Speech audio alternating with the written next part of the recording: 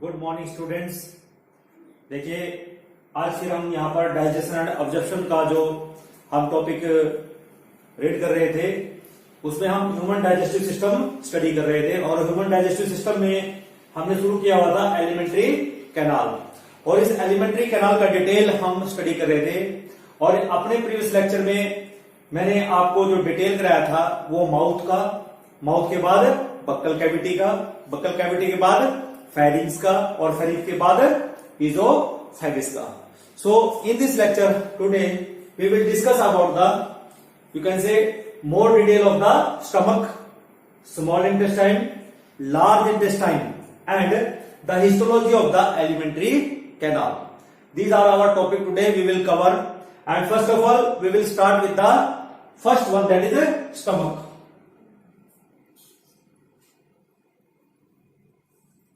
देखिए, जो स्टमक है ये एक वाइडेस्ट पार्ट है इस एलिमेंट्री कैनाल का। तो सबसे पहला पॉइंट यही होगा कि it is the widest part. Widest का मतलब बहुत चौड़ा पार्ट है और इसकी अगर विड्थ देखी जाए, width is about 15 centimetre and it is about 30 centimetre लो। और अगर इसका स्ट्रक्चर आप देखें, डायग्राम आपके सामने बना हुआ है, ये डायग्राम को आप ऑब्जर्व कीजिए। दिखने में बैग लाइक स्ट्रक्चर भी है, लेकिन सम बुक्स में लिखा होता है कि ये समवट जे शेप्ड स्ट्रक्चर है। तो इसकी जो लुक है वो जे शेप्ड भी हम कह सकते हैं। नेक्स्ट जो कैरेक्टरिस्टिक्स होगी इसकी, इट इज डिस्टेंसिबल। क्या है ये? डिस्टेंसिबल है। डिस्टेंसिबल का मतलब क्या होता है कि इसकी जो वॉल्स हैं they can contract and expand. तो इस कैरेक्टरिस्टिक को क्या कहते हैं? डिस्टेंसिबल। तो यहां पर जो स्टमक है it is a distensible. Next characteristic आती है कि इसके दो पार्ट आप यहां पर देख रहे हैं, एक देख रहे हैं लेसर कर्वेचर और एक देख रहे हैं ग्रेटर कर्वेचर। जो लेसर कर्वेचर है it is the upper part, ठीक है ना, और जो ग्रेटर कर्वेचर देख रहे हैं it is the lower part of that is the stomach. अब उसके बाद हम देखते हैं कि जब हम एम्प्टी स्टमक की बात करते हैं, एम्प्टी स्टमक में बहुत सारे रुगे प्रेजेंट होते हैं, क्योंकि जो इसकी या एक इसका आउटर स्ट्रक्चर स्टडी कर रहे हैं यहाँ पे, और आउटर स्ट्रक्चर में सिर्फ इसके डिफरेंट पार्ट्स आपको दिखाई दे रहे हैं, लेकिन कि जो इस स्टमक की जो इनर वॉल है वो फोल्डेड होती है। क्या होती है? फोल्डेड, जिनको हम क्या कहते हैं? रुगे बोलते हैं। और उन रुगे होने के कारण, फोल्डिंग होने के कारण इस स्टमक के अंदर बहुत सारा फूड एकोमोडेट कर जाता है। इसका मतलब क्या हुआ कि जो स्टमक है इसके अंदर जो फूड है वो सेवरल आवर्स तक स्टे कर सकता है। अगर हम ड्यूरेशन देखें, duration of storage of food, it also depends upon the kind of the food. जैसे आप पहले क्या खाते हैं? कार्बोहाइड्रेट आप खाते हैं, और कार्बोहाइड्रेट हम कहते हैं कि जो कार्बोहाइड्रेट है 1 to 2 आवर्स के लिए स्टे करता है। और उसके बाद हम देखते हैं कि हमारे फूड का कंटेंट है, प्रोटीन्स होते हैं, it will stay 2 to 3 hours. और नेक्स्ट होता है हमारा food content, that is lipids, it stay for 3 to 6 hours. अगर टोटल देखा जाए तो हमारे पास 1 to 6 आवर्स तक यहां पर फूड स्टे करता है।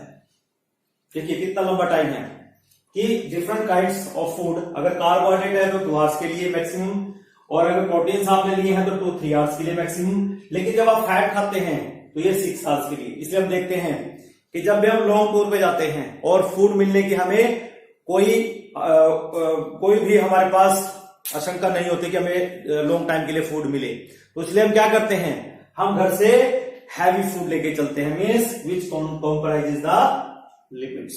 ओके, अगर हम स्ट्रक्चर की बात करते हैं, स्ट्रक्चर आप जरा ध्यान से देखिए कि हम अगर एक्चुअल स्ट्रक्चर को स्टमक के स्टडी किया जाए और अगर इसकी लोकेशन की बात की जाए, it is present in the upper part of the abdominal cavity, जो लेफ्ट साइड की ना, upper left, and below the diaphragm. ये इसकी पोजीशन होती है। यहां पर ऐसे डायफ्राम होगा, ठीक है ना, डायफ्राम के ठीक नीचे यहां पर स्टमक होगा in the upper left of the abdominal cavity. फिर इसके बाद आप देखिए कि जो ऊजोफेगस है it opens into the first part of the stomach which is called cardiac stomach. देखिए हमारे पास जो स्टमक के डिफरेंट पार्ट्स हैं, डिफरेंट रीजन्स हैं, वो हम आपको बताएंगे और उनको ऐसा सबसे पहला इसके रीजन जो है रीजन्स ऑफ द स्टमक। देखिए डिफरेंट रीजन में हमने इसको डिवाइड किया है। पहला रीजन हम कहते हैं कार्डियक, कार्डियक रीजन। अब ये जो कार्डियक रीजन है इसको कार्डियक इसलिए बोला जाता है क्योंकि it is very closer to the heart, इसलिए इसका नाम कार्डियक रीजन है या cardiac part of the stomach है। फिर उसके बाद दूसरा पार्ट जो हमारा है, अब आप यहां पर देखते हैं कि जो कार्डियक रीजन है, कार्डियक रीजन में ईज़ोफेगस ओपन होती है और यहां पर एक स्फिंक्टर प्रेजेंट होता है, और स्फिंक्टर का क्या नाम होता है? Gastro oesophageal sphincter. देखिए आप देखते हैं हमेशा कि खाना हमेशा स्टमक में जाता है, लेकिन स्टमक से खाना कभी बैक नहीं जा रहा है, which is guarded by the you can say gastro oesophageal sphincter. देखिए ये वाल्व नहीं है, ये एक स्फिंक्टर है, ठीक है ना। सिर्फ ये क्या करता है, ये गार्ड करता है, ठीक है। और दूसरा आता है हमारे पास सेकंड पार्ट आता है फंडस। अब जरा फंडस पार्ट को देख लीजिए।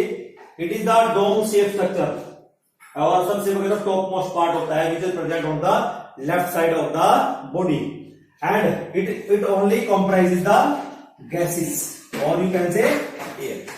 कि जो फूड के अंदर जो एयर है या जो बबल्स है या जो गैस बनती है it will collected in the fundus region. उसके बाद जो नेक्स्ट पार्ट आता है हमारे पास तीसरा पार्ट है, that is the body part of the stomach. अब बॉडी देखिए आप लोग कि जो कार्डियक रीजन है और जो फंडस रीजन है उसके ठीक नीचे बॉडी होती है स्टमक की, और बॉडी जो कि हमारे जो पाइलोरिक पार्ट है उससे ऊपर होती है। This is the body, you can say it is the major part of the stomach, ये मेजर पार्ट होता है। फिर दूसरा देखिए यहां पर जो पाइलोरिक जो रीजन है it is the pyloric region which is divided into two part.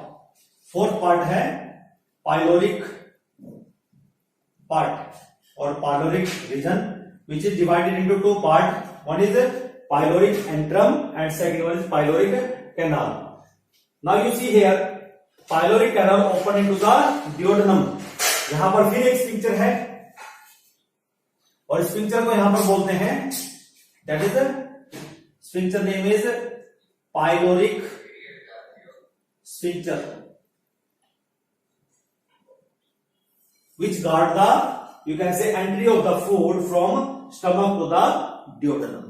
और यहां पर जो पाइलोरिक एंट्रम है, जो पाइलोरिक कैनाल है, they periodically pass the food to the duodenum region of the small intestine. In this way we have studied about the structure of the stomach. Now come to the functions of the stomach. कि जब हम function की बात करते हैं, function में सिर्फ एक ही चीज हमें आता है कि स्टोर्स फूड, ठीक है। मान लेते हैं कि ये फूड को स्टोर कर लेता है। सबसे पहला यही है, it stores food for some time, ये फूड को स्टोर करता है। लेकिन दूसरा फंक्शन है it helps in the digestion of the food also because it produces several enzymes. ये एंजाइम्स प्रोड्यूस करता है। क्या प्रोड्यूस करता है? एंजाइम्स प्रोड्यूस होते हैं, जिसमें हम देखते हैं कि प्रोटीन को डाइजेस्ट करने वाले एंजाइम भी होते हैं, कुछ लिपिड्स को डाइजेस्ट करने वाले एंजाइम भी होते हैं, और कुछ म्यूकस सीक्रेटिंग एंड सेल्स यहां पर प्रेजेंट होता है जिसकी हेल्प से यहां पर फूड डाइजेस्ट होता है।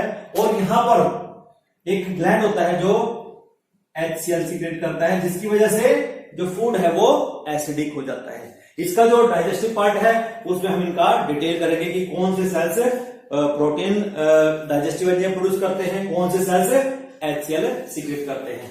देखिए यहां पर जो स्टमक है, यहां पर एक कैस्टर यू कैन से इंट्रिंसिक फैक्टर, क्या नाम है? कैस्टर इंट्रिंसिक फैक्टर सीक्रेट करता है, जो कि विटामिन B12 की ऑब्जर्प्शन में हेल्प करता है। जो विटामिन B12 है वो हमारी स्मॉल इंटेस्टाइन में जाके ऑब्जर्व होता है, लेकिन उसकी ऑब्जर्प्शन तभी होगी क्योंकि यहां पर ये कैस्टल इंट्रिंसिक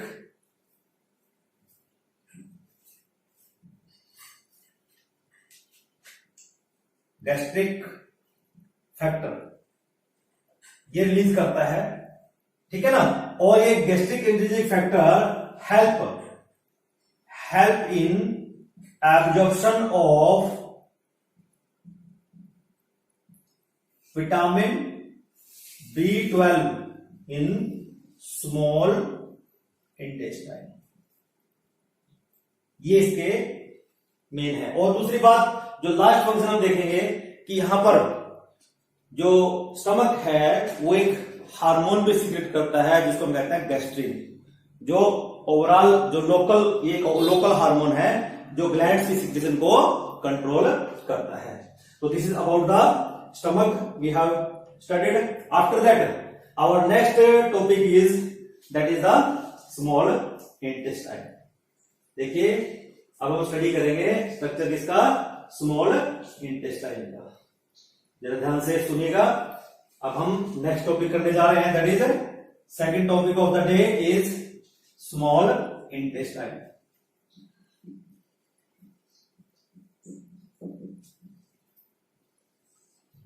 देखिए इसका नाम है स्मॉल।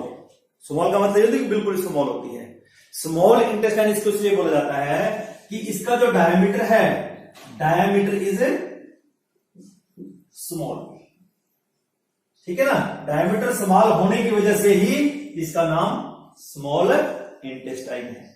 दूसरी बात, ये सबसे लॉन्गेस्ट पार्ट है, longest part of the alimentary canal, कि सबसे लॉन्गेस्ट पार्ट है and it is about you can say about 6.25 metres. Metres की बात कर रहा हूं कि अगर फीट में देखा जाए तो अबाउ 15 फीट बनती है। तो इतनी लॉन्गेस्ट हमारे पास जो स्मॉल इंटेस्टाइन है। फिर अगर देखा जाए जो स्मॉल इंटेस्टाइन है it is divided into 3 parts. 3 parts इसके होते हैं। सबसे पहला पार्ट है डियोडेनम, डियोडेनम। दूसरा पार्ट है जेजुनम। तीसरा पार्ट है इलियम। देखिए सबसे पहले हम डियोडेनम पार्ट की ही बात करेंगे कि जो डियोडेनम पार्ट है, डियोडेनम ये सबसे शॉर्टेस्ट पार्ट है, shortest part of alimentary shortest part of the small intestine. Intestine का सबसे शॉर्टेस्ट पार्ट है and it is about 25 centimetre long. लेकिन इसका जो डायमीटर है रिमेनिंग स्मॉल इंटेस्टाइन के पार्ट से ज्यादा रहता है।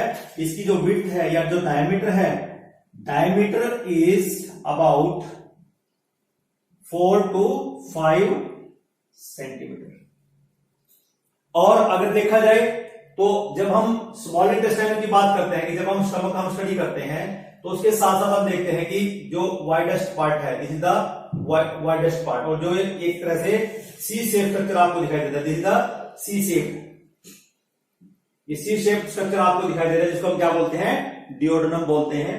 और दूसरा हम एक और पार्ट यहां पर देखते हैं कि जो डियोडेनम है, डियोडेनम में ही यहां पर एक डक्ट खुलती है जिसमें हम ये देखते हैं कि लीवर की तरफ से कॉमन बाइल डक्ट आती है, ठीक है ना, और एक पैंक्रियाज से डक्ट आती है। ये पैंक्रियाज बिल्कुल इसके ठीक नीचे रहते हैं। इसका मतलब क्या हुआ कि ये पैंक्रियाज है, पैंक्रियाटिक डक्ट है which comes from the pancreas, ठीक है।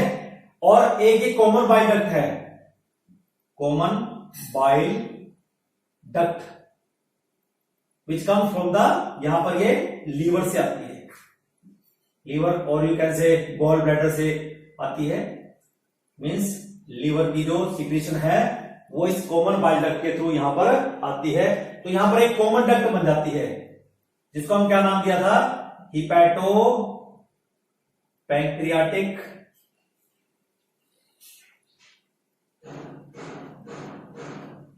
मैं दोबारा से लिख देता हूं, हिपैटो पैंक्रियाटिक डक्ट। मीन्स यहां पर मेरा कहने का मतलब ये है कि जो ड्यूodenum रीजन है ये एक सी शेप स्ट्रक्चर है, और मैं कहता हूं कि रिमेनिंग पार्ट जो है, अगर स्मॉल इंटेस्टाइन का सबसे वाइड पार्ट ये जो कि 4 से 5 सेंटीमीटर वाइड होता है, डायमीटर ज्यादा है, सी शेप है। लेकिन यहां पर हम ये देखते हैं कि जो हिपैटोपैंक्रियाटिक डक्ट है वो इसमें ओपन होती है, and which is guarded bye, यहां पर एक स्फिंक्टर लगा हुआ है। क्या लगा हुआ है? एक स्फिंक्टर लगा हुआ है, और इस स्फिंक्टर का क्या नाम है? Sphincter of Oddi. क्या बोलते हैं इसको? Sphincter of Oddi, which regulate the entry of the, you can से, pancreatic juice and the hepatic juice, जिसको हम हिपैटोपैंक्रियाटिक जूस भी बोल सकते हैं। उसकी एंट्री को ड्यूodenum में कंट्रोल करता है। कौन करता है? Sphincter of Oddi. It regulate the, you can से, the juices which comes from the pancreas and the liver. Okay, this is about the small intestine. The next part of the small intestine is the, you can say, jejunum. जब हम jejunum की बात करते हैं, it is the, you can say, middle part. कौन सा part है? Middle part है jejunum. It is about 2.5 metre long. कितना है? 2.5 मीटर लॉन्ग। जो जेजुनम रीजन है it is about 2.5 metre long, और इसका जो डायमीटर रहता है, डायमीटर इज अबाउट 4 सेंटीमीटर। कितना है? डायमीटर इसका 4 सेंटीमीटर है। दूसरा हम ये कह सकते हैं कि it is a highly coiled part of the small intestine. Highly coiled. वैसे तो जो जेजुनम है, इलियम है, both are coiled part, but it is a highly coiled part, and इसकी जो वाल्स होती हैं, walls of this region are thick. ऐसे होती हैं, वो थिक रहती हैं। Okay, this is about the jejunum part. और जेजुनम पार्ट के बाद जो नेक्स्ट पार्ट आता है वो है हमारे पास इलियम पार्ट। कौन सा पार्ट आता है? इलियम। और इन कैसे? It is the distal part of the alimentary canal which opens in the large intestine. और यहां पर हम देखते हैं कि it is the longest part of the small intestine, which is, you can से, 2.5 to 4 मीटर लॉन्ग। इसकी लंबाई इतनी रहती है, 2.5 मीटर से लेके 4.5 मीटर तक इसकी लंबाई रहती है। लेकिन इसका जो डायमीटर है, diameter is about 3.5 centimetre. It is also very cold part and it opens into the large intestine. फिर अगर हम बात करते हैं कि इसका जो स्ट्रक्चर होता है वो कैसा होता है, मैं आपको जरा बता देता हूं कि इसमें कुछ ऐसे स्ट्रक्चर्स होते हैं which increase the surface area, जिनको हम क्या नाम कहते हैं? Villi are present in the small intestine. देखिए, क्योंकि हम ये देखते हैं कि जो डाइजेशन है और जो ऑब्जर्प्शन है, it is mostly occurs in this region, that is ileum jejunum. इस रीजन में सारी जो डाइजेशन है और जो ऑब्जर्प्शन है वो ऑलमोस्ट यहां पर कंप्लीट हो जाती है।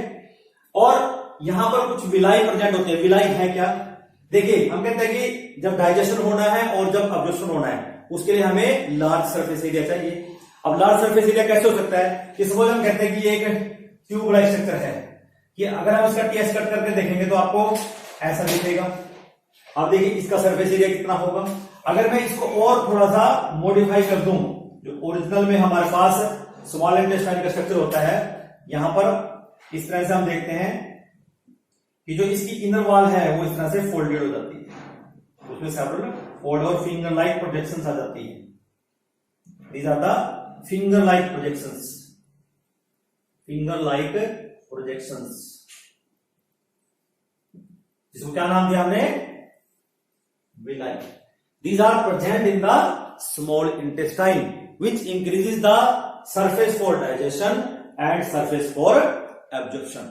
अगर इसका डिटेल स्ट्रक्चर आपके सामने दिखाया जाए तो इसका जो डिटेल स्ट्रक्चर है वो कुछ इस तरह से बनेगा कि एक, अगर हम विलाई का स्ट्रक्चर बनाए वो कुछ इस तरह से बनेगा कि एक विलाई के अंदर आप देखते हैं कि फिंगर लाइक स्ट्रक्चर है और यहां पर इसके ऊपर ये एपिथेलियल सेल्स की लेयर होती है। इस तरह से दी जाता एपिथेलियल सेल्स।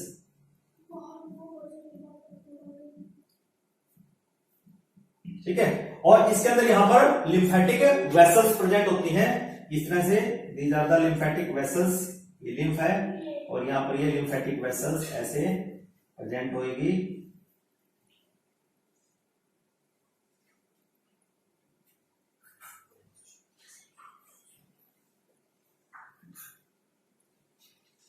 और इस लिम्फेटिक वेसल्स के साथ यहां पर हमारे पास ब्लड वेसल्स भी प्रेजेंट होंगी, जो कुछ इस तरह से यहां पर प्रेजेंट होंगी।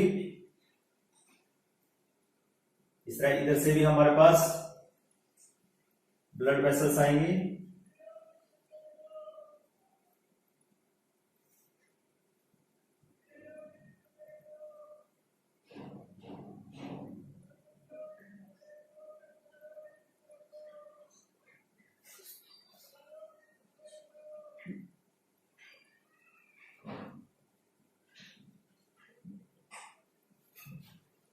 इस तरह देखिए आप लोग, यहां पर हमारे पास ये कैपिलरी नेटवर्क बन जाता है। ये हमारे पास यहां पर लैक्टील है जिसको, जो कि एक लिम्फेटिक वेसल है, और these are the blood vessels. अब ये एक तरह से मॉडिफिकेशन आप देख रहे हो कि यहां पर जो इंटेस्टाइन की जो इनर वॉल है उसमें इस तरह की फिंगर लाइक प्रोजेक्शंस बहुत सारी होती है which increases the absorptive area as well as the digestive area. ठीक है, these are the projection, this is the structure of the, you can say, villi. और इस विलाई में ये लैक्टीन प्रेजेंट होती है। जब फैट का ऑब्जॉर्प्शन होता है वो डायरेक्टली ब्लड में नहीं जा सकता, तो वो लैक्टीन के थ्रू ही ब्लड में एंटर करता है। ठीक है, this is about the small intestine. Now the small intestine will open into the large intestine. किसमें खुलती है जाके? लार्ज इंटेस्टाइन में खुलती है। और जब हम लार्ज इंटेस्टाइन की बात करते हैं, लार्ज इंटेस्टाइन, हमारे मन में ये आता है कि बहुत लार्ज होगी। वाकई में ही ये बहुत लार्ज होती है। इसका जो डायमीटर है it is more than the small intestine. और इसके भी फर्दर 3 पार्ट होते हैं। हम कहते हैं कि it is the wide part of the small alimentary canal. इसके 3 पार्ट हम स्टडी करेंगे। पहला पार्ट है हमारे पास लार्ज इंटेस्टाइन का, जिसको हम बोलते हैं सिकम। सबसे पहले सिकम ही स्टडी कर लेते हैं। और इसका दूसरा पार्ट हमारे पास होता है कोलोन। तीसरा पार्ट हमारे पास है रेक्टम। ओके, और एक और पार्ट है इसका सिग्मोइड, सिग्मोइड कोलोन। ये इसके टोटल 4 पार्ट होते हैं। मोस्टली हम 3 ही कंसीडर करते हैं। ठीक है ना। अब इस लार्ज इंटेस्टाइन में हम ये देखते हैं कि जो पहला पार्ट है सिकम। अगर आपको डायग्राम याद हो तो डायग्राम में हम कुछ इस तरह से देखते हैं कि यहां पर ये इलियम होती है। ओके, जो इलियम है it opens into A bag like structure. इस तरह से एक बैग लाइक स्ट्रक्चर है विच इज ब्लाइंड स्ट्रक्चर, जिसमें से एक थ्रेड लाइक स्ट्रक्चर निकलता है इस तरह से। एंड ये this is the caecum part, caecum जिसको हम बोलते हैं। और ये जो सीकम पार्ट है it is about 6 centimetre long. कितना लॉन्ग होता है? It is about 6 centimetre long. Okay, और you can say it is the blind sac like structure in which जो इलियम पार्ट है, ileum part of the small intestine opens. जो ileum part है वो इस ब्लाइंड सैक के अंदर open होता है, जिसको क्या नाम कहते हैं? सिकम। और it is the first part of the large intestine. दूसरा हम देखते हैं कि यहां पर एक थ्रेड लाइक स्ट्रक्चर है which is about 8 centimetre long, 8 centimetre long coiled part which is called vermiform appendix. क्या बोलते हैं इसको? Vermiform appendix. देखिए जो वर्मीफॉर्म अपेंडिक्स है ह्यूमन बींग्स में एक वेस्टिजल ऑर्गन है, इसका कोई यूज नहीं है, लेकिन कुछ हार्बीवोरस एनिमल्स हैं जिनमें ये अब भी एक्टिव है।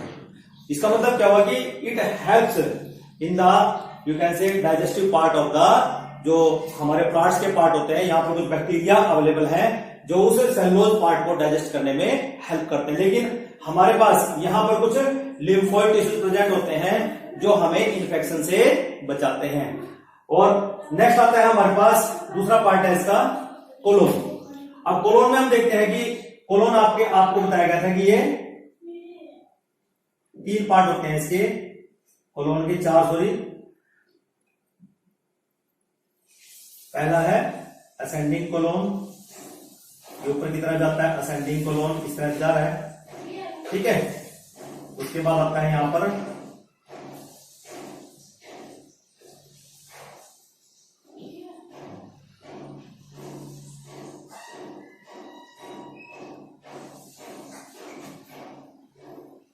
ऐसे, और उसके बाद यहां पर ये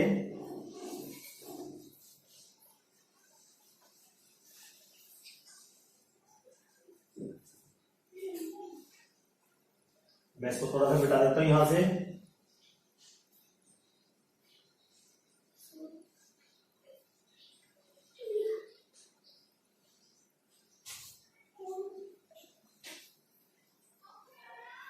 इस तरह से, ठीक है ना। ये इसका सिग्मोइड कोलोन बोलते हैं इसको,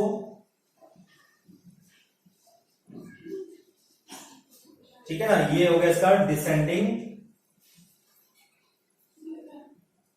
कोलोन, ये हो गया इसका ट्रांसवर्स कोलोन, और ये हो गया इसका असेंडिंग कोलोन। देखिए जरा, अब इस कोलोन के अंदर हम देखते हैं कि यहां पर सेवरल फोल्ड्स आपको दिखाई दे रहे हैं, लेकिन हम ये कहते हैं कि यहां पर इसके बीच में कुछ स्ट्रक्चर प्रेजेंट होते हैं विच फॉर्म द होस्ट्रिया। इस तरह से 3 लॉन्गिट्यूडनल टेनिया कोलाई इसको बोलते हैं, इस तरह से, जो कि इसको डिवाइड करता है इस तरह से सेवरल पार्ट्स में।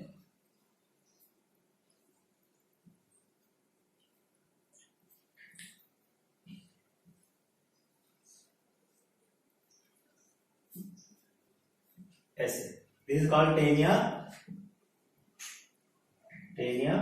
कोलाई, ये प्रेजेंट हो गए। और ये टेनिया कोलाई ही इस कोलोन को होस्ट्रिया,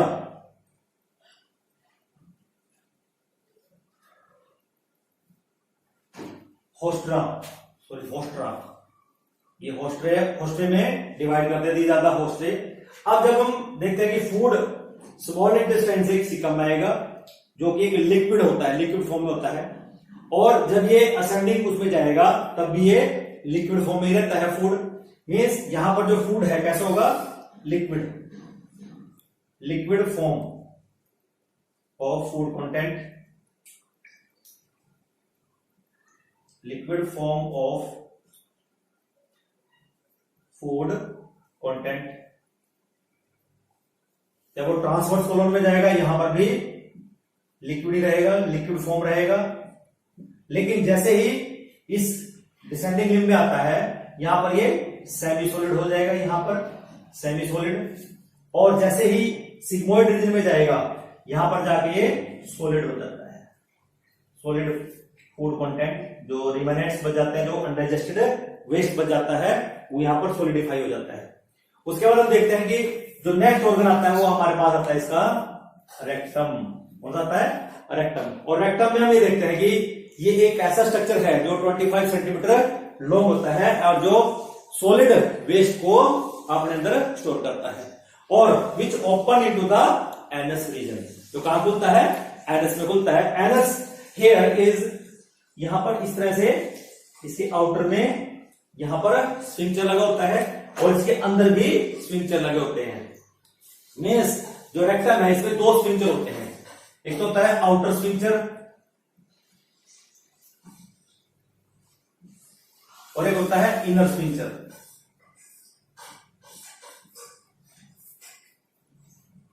जो वेस्ट को कंट्रोल करते हैं। जो इनर स्फिंक्टर है उसके अंदर क्या होंगे, स्मूथ मसल्स होंगी। कौन सी मसल्स होंगी, स्मूथ मसल्स होंगी। और जो आउटर स्फिंक्टर है इसमें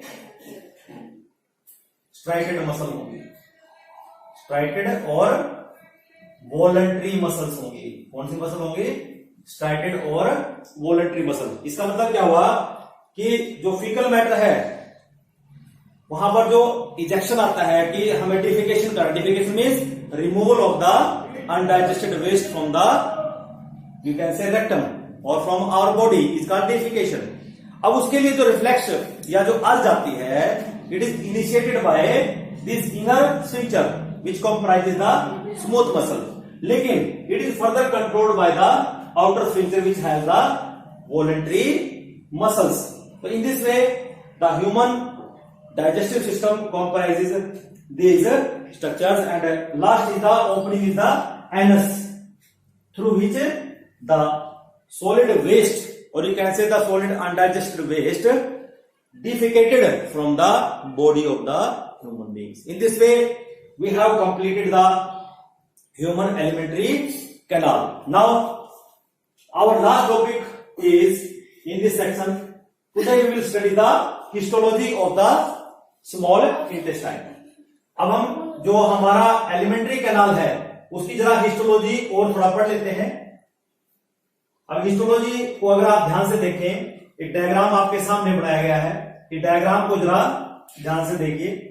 ये डायग्राम में आपको ये बताएगा कि जो हमारी एलिमेंट्री कैनाल है, एलिमेंट्री कैनाल का मतलब क्या है कि हम माउथ से लेके एनस तक की बात करते हैं।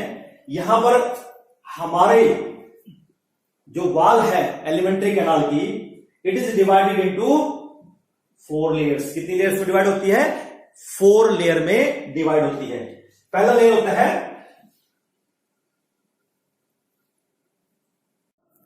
हिस्टोलॉजी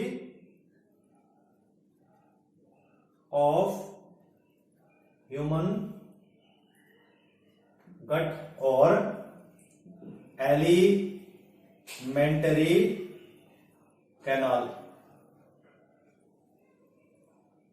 देखिए स्टूडेंट्स, अभी हमने जो एलिमेंट्री कैनाल स्टडी की है, उस एलिमेंट्री कैनाल की जो हिस्टोलॉजी है, इट कॉम्प्राइजेज 4 बेसिक लेयर्स। कितनी बेसिक लेयर्स होती हैं, 4 बेसिक लेयर्स होती हैं। उसमें जो पहली आउटर लेयर है, as you able to see in the diagram, that is serosa, which is also called visceral peritoneum or serosa. It is the outermost layer which is found on in the alimentary canal, and it is composed of number 1 squamous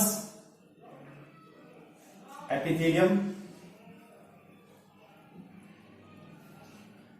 next is areolar connective tissue,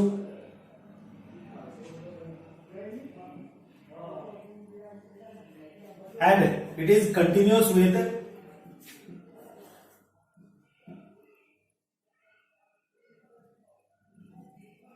mesentery. Mesentery क्या है? These are the, you can say, fold of the peritoneum which attaches the several organs like stomach, liver, spleen to the back wall of the abdominal cavity. Now you can say this is about the visceral, or you can say serosa, you have to learn. And one more thing you have to learn here, as you know, esophagus is out of coelom. So node lined by peritoneum. जब peritoneum से इसमें present नहीं होता तो उसकी जगह फिर यहां पर क्या होता है, there is present but it is lined by dense elastic fibrous connective tissue. It is very important point. We know very well कि जो esophagus है it is out of the coelom, so it is not lined by the peritoneum, but it is lined by that is a dense elastic fibrous connective tissue irregularly, not regularly, irregularly. Okay, now this is about the first layer, that is a visceral peritoneum or serosa. Now we will start with the next. Second layer is muscularis.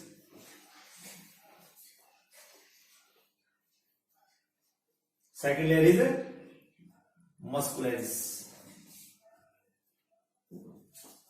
Muscularis comprises two layers. One is longitudinal muscle fiber and another one is circular muscle fibers. तो यहां पर आप देख रहे हैं कि जो muscularis है इसकी दो लेयर्स होती हैं। जो लॉन्गिट्यूडनल मसल फाइबर लेयर है it is the outer layer, okay, and जो सर्कुलर मसल फाइबर लेयर है it is the inner layer, and in between these two layers of muscle fibers you will able to see a network of cells. You see this, a network of cells which is called Orobax plexus. That means in between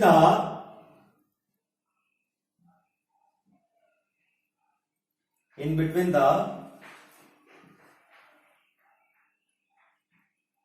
two layers of muscularis a network of nerve cell and parasympathetic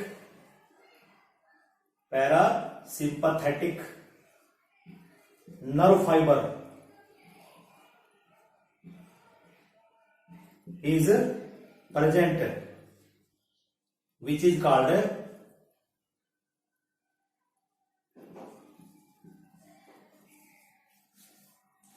Orobax plexus.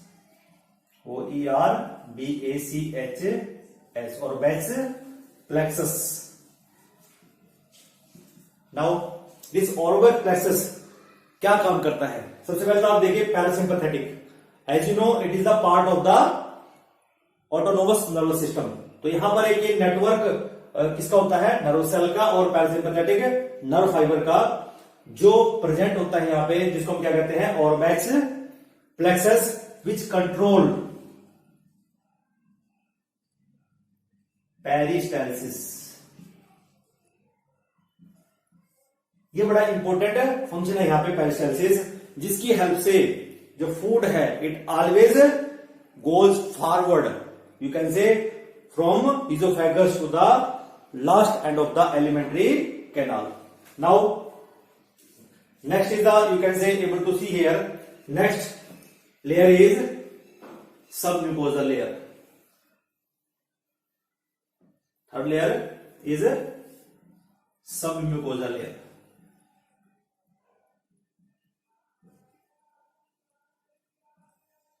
देखिए जो submucosal layer है it is this region, you are able to see in the diagram, it is the white part and it is composed of the connective tissue,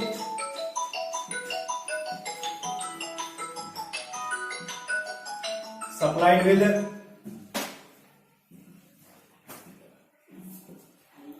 blood vessels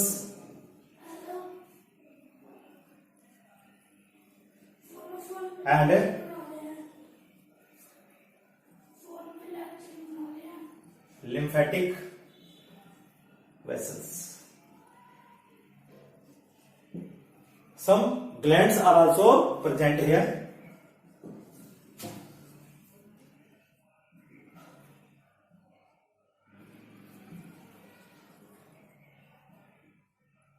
And here also you will able to observe a network of the nerve cells at the sympathetic nerve fibers, which is called Meissner's plexus. Another ring of, or you can say network of, another network of nerve cells and sympathetic nerve fibers,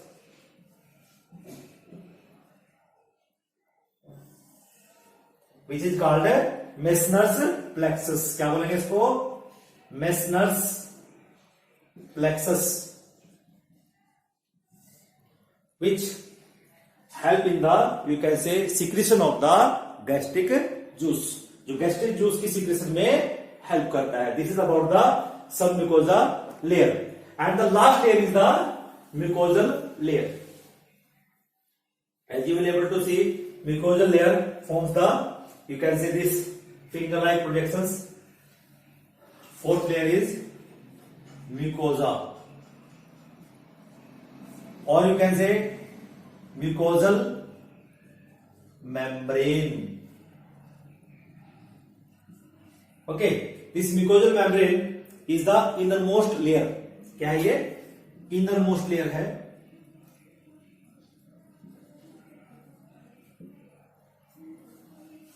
And you will able to see what is the name given mucosa.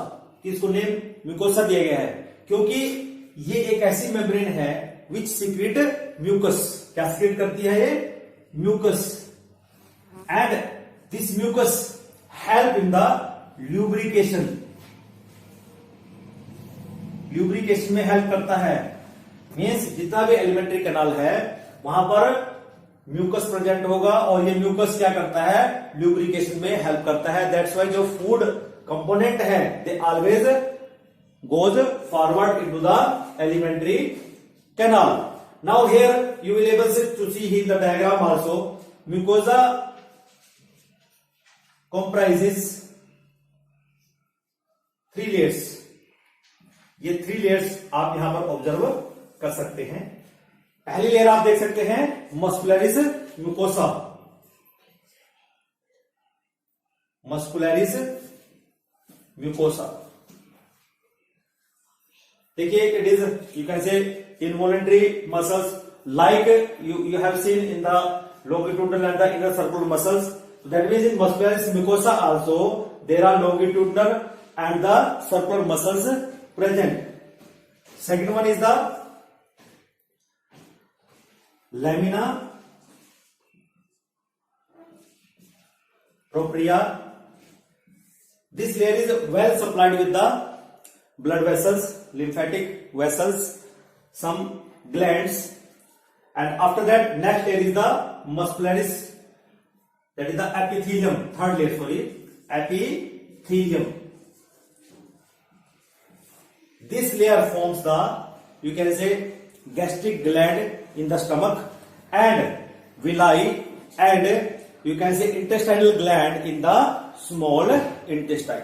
The most important point here to note that 1/4 of esophagus, 1/4 of the upper end, 1/4 of the esophagus upper portion, upper part, do not comprises this mucosa. It is absent in this region. So in this way the histology of the alimentary canal is over. So do practice of this diagram and try to learn the information given to you. Thank you. Have a nice day.